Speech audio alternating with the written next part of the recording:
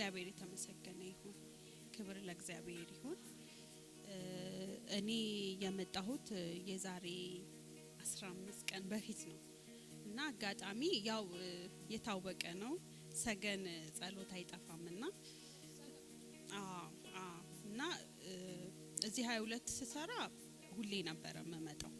ቦሌ ከገባውኝ በኋላ ግን መምጣት አልቻልኩኝም። ወደዚህ ስመጣና ሰዓት ሄድብኛልና ሳልመጣ ቆይቻለሁ እና አጋጣሚ ልቤን ከልጅነት ጀምሮ ልቤን ያመኛል። ግን ልብ መሆኑን እኔ አላቅም። በጣም ነው የሚጨንቀኝ። ትንሽ በቃ ከተጨናነኩ ከተናደድኩ በቃ ወድቃለሁ ሁላ ማለት ነው። አክም ቤትም ይጃላል እና ቆይቻለሁ። ከዛ ዘንድሮ በጣም ባሰብኝ። በቃ ማለት መተኛት መቀመጥ አልችልም። በቃ መተንፈስ አልችልም። የሆነ ጣፋጭ ነገር ከበላው በቃ ሰውነቴ ሙሉ ለሙሉ ይደክማል። ግን ልብ መሆኑን እኔ አላቅም። በቃና እግዚአብሔር ሆይ ምንድነው የሚያመኝን ንቀልልኝ እላለሁ ሁሉ ጊዜና አጋጣሚ መጀመሪያ ቀን በጣም ጨነቀኝ። አይምሮዬን አመመኝ ማለት እችላለሁና መጣሁኝና እዛ ጋር ቁጭ አልኩኝ። ካለቀ ሊያልቅ ነው እንዲያውና በእግሬን የመጣሁት ዋጋ ከፍዬ ሄዳለሁ። እግዚአብሔር ሆይ ዛሬ ታገኘኛለህ ብዬ ነው የመጣሁት። በእግሬ ከቦሌ ድረስ መጣው ቁጭ አልኩኝ እዛ ጋርና በጣም እየጸለይኩኝ ነበረ። ከዛ የእግዚአብሔር ሰው ጌታ ይባርከው መጥቶ ጸለየልኝ በጣም። ከዛ ሰዓት በኋላ አይምሮዬ ተፈወሰ ማለት ነው። ጌታ ስሙ ይባል። ሃሌሉያ! ለጌታ ክብር ጭብጨባም። እና ቀጥሎ ደግሞ እዚህ መጥቼ ከገባሁኝ በኋላ የእግዚአብሔር ሰው በህልሜ የሆነ ቤት አለ።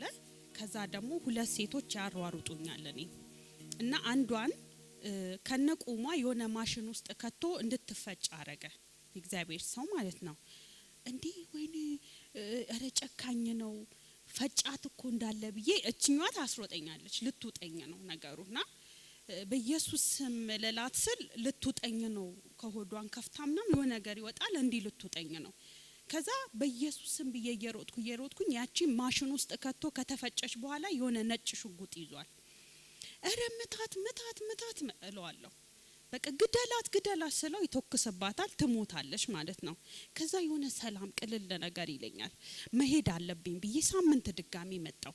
እዛ ጋር ቁጭ አልኩና አረ ጌታ አሳይቶኛል እዚህ ልቀመጥ ብዬ ፊት ለፊት እዚህ ጋር ቁጭ አልኩኝ። እግዚአብሔር ሰው ልብ የሚያመው ሰው ታውቂያለሽ ሲለኝ እኔ ነኝ አልኩት። አሁኑኑ ተፈውሰሻል አለኝ። ልብ የሚታመም ሰው ምን ማን አንቺ ነሽ? ነይ ወደዚህ ለኮስ ሰፕራዳ ቆም ይዛጋ። ልብሽ ያምሻል? እውነት ያመኛል። ዛሬ ራሱ በቃ እግዚአብሔር ወይ ንቀልልኝ ብዬ ነው የመጣሁት። ንቀልልኝ ብለሽ ነው የመጣሽው። ፈውስ ራይት ነው።